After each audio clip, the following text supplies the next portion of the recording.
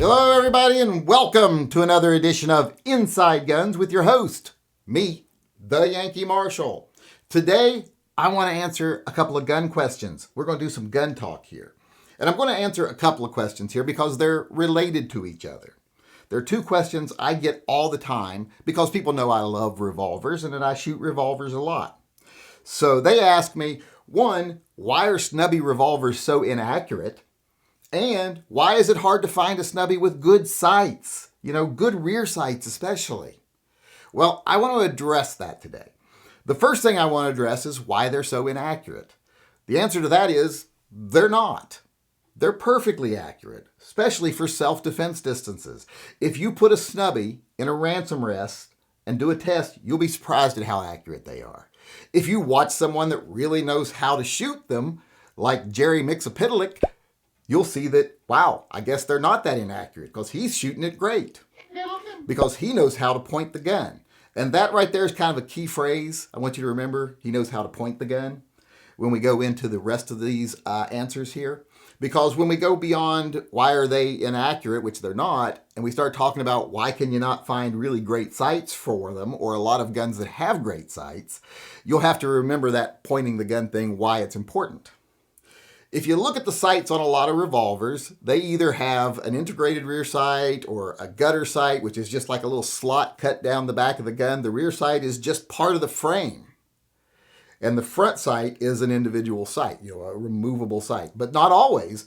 On a lot of guns, like older Smith & Wessons, etc., they're part of the barrel. They're just integrated, especially on smaller guns. In fact, on some of their smaller guns today, Smith & Wessons, like their 637s and stuff, the front sight is still integrated and the rear sight is just a gutter sight. And people ask themselves, why are they doing this? Is it because it's cheaper?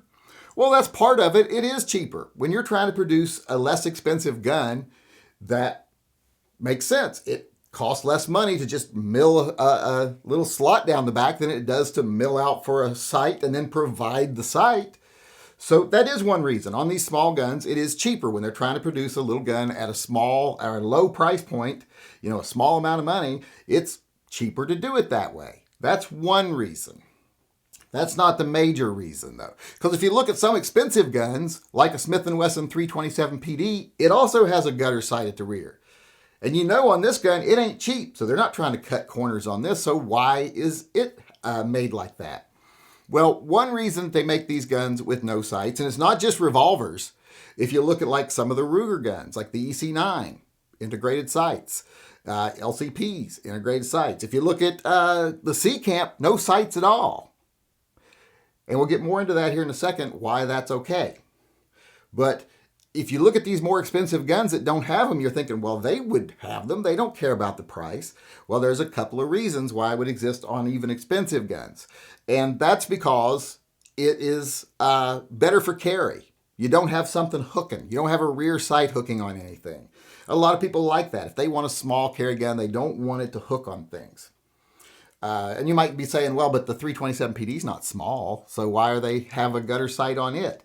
None of these reasons fit it. It's not cheap. It's not trying to cut costs. It's not trying to be an optimal carry gun, so it doesn't have a snag point, which is the rear sight. So there's two reasons why they don't have rear sights. It's cheaper to make and there's no snag points. But what would be the real reason? What's the main reason why you can't really get intricate, good sights on these tiny guns? And it's simple. It's sight radius. It doesn't do a lot of good to put a fancy sight on a 327 PD because the sight radius is like that long. That's a problem with most handguns. When they get too short, the sights become almost unusable because of such a short sight radius. That's why people like Jerry Mixapitalik, they point their gun. They know how to point. You notice they're not putting their eye directly. They're not depending on the sight all that much. They know how to shoot that gun because the sights are almost useless in some ways. They're like a reference point. When you get to where they're so close, they might as well just be fixed because if you try to adjust them much, you're just running more of a chance of throwing it off. Because the closer the front sight is to the back sight, the more even the tiniest variance, like if an adjustable sight or something gets knocked out of spec just a tiny bit, you can really screw with the accuracy. It doesn't take much of a mistake to become a miss at a distance when you're lining up those sights. So they make them with just fixed sights, gutter sights, etc., where you can push the front sight a little bit, but not really mess with the back sight because it really is too easy to get it wrong with these tiny little short sight radiuses. And when you see these small guns, they usually have that in common. Short sight radius. When you get into a gun that's a little longer, like when you start seeing them with 4-inch barrels, you start to see more adjustable sights because you got a larger sight radius there. But when you're on those little snubby guns, revolvers, and little micro 9mm, etc., the sights, when it's adjustable, really can become a detriment. Because, like I said, they get knocked out of sight alignment just a little bit, you're really off if you're relying on those sights. That's why I say when you shoot a small gun, you should always practice shooting it with just using the sights as a reference. You should be able to present your gun and hit a target at 10 yards without even looking at the sights. And that's why it's important on these small guns that people tend to carry, is because, like I said, sights can be really off when they're that close together. It doesn't take much of a variance there to make the gun very inaccurate. I mean, just a tiny little fraction off on a really short sight radius could mean at 10 yards you're 2 feet off your target. That could mean you don't hit them at all. And that's why you just don't see a lot of really nice, finely tuned, adjustable rear sights on tiny little guns, because it's not worth it. It's putting money somewhere where it's not going to do any good.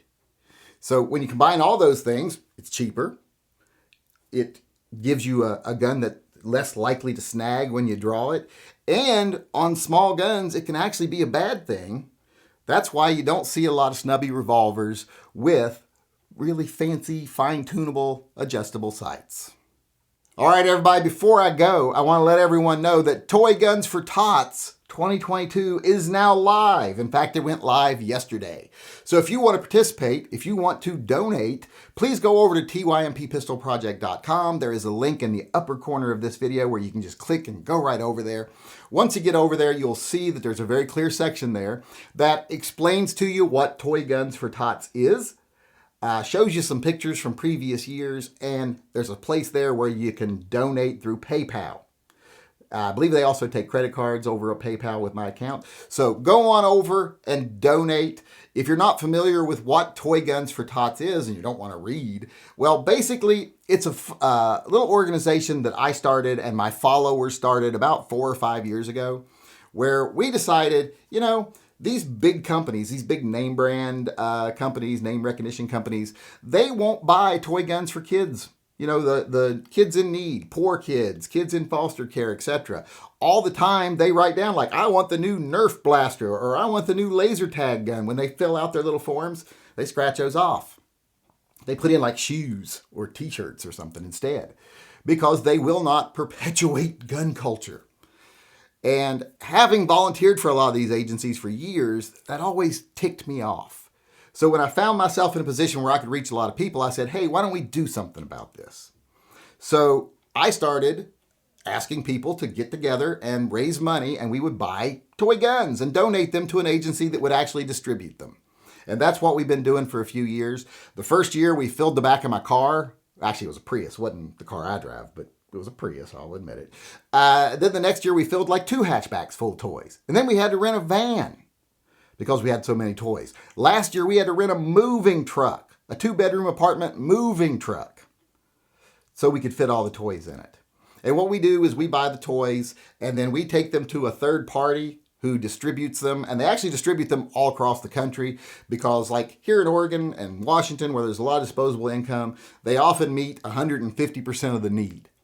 But then in places like, say, Texas or something, where they only meet 70% of the need, well, they don't just give extra toys to kids here and make kids go without there. They actually network with each other and they ship the toys where they need to be.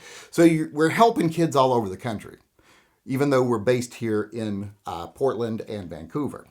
So if you want to give, please go over there and donate. We provide as many toy guns for as many kids as we can. These are future gun owners, hopefully.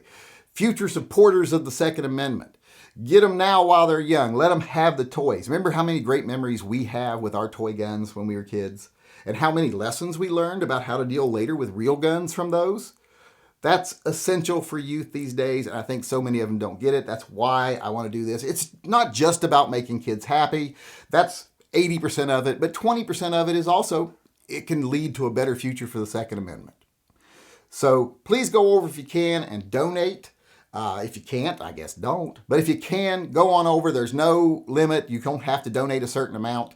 Now, there will be at the end a drawing where I'll be choosing one person, and for every $5 you donate, you'll get an entry. And you'll be getting a gift certificate. It'll probably be an $800 gift certificate to like Grab a Gun or the online manufacturer or retailer of your choice. But for right now, just give because it's the right thing to do. I'll give you more details about the drawing later.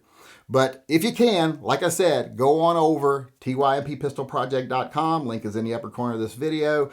Donate as generously as you can because, like I said, not only is this the happiness of kids at Christmas, but it's also a good thing for the future of the Second Amendment community.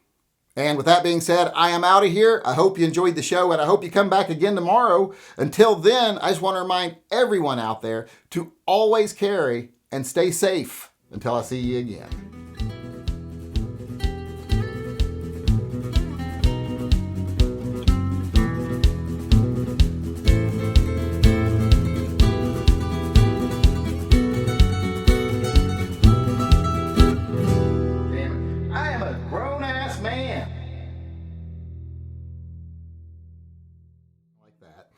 It's because of a can, and please be generous. Remember, this is but a lot of the major companies, like I said, you can see what TYMP, I want to let everyone know that not TYMP.